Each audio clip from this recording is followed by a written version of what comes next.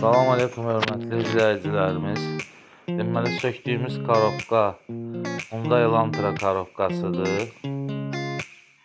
Gördüyünüz kimi sökürük artıq.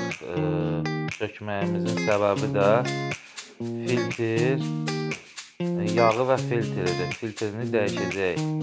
Artıq maşın 160 min yürüş edib. İkinci dəfə korobkanın yağı dəyişilir. O da filtrlə bir yerdə dəyişilir.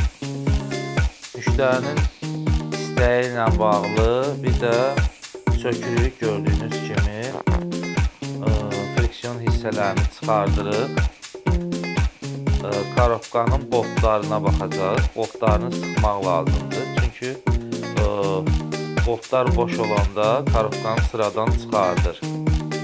İnşallah korobkanın boltlarını sıxırıq. Sıxandan sonra friksiyonları geri yığıb nasosu üzərinə bağlayıb, gördüyünüz kimi nasosu bağlayırıq.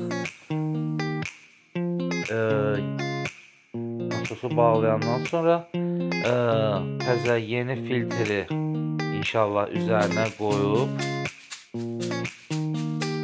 filtrini görürsünüz bağlayırıq.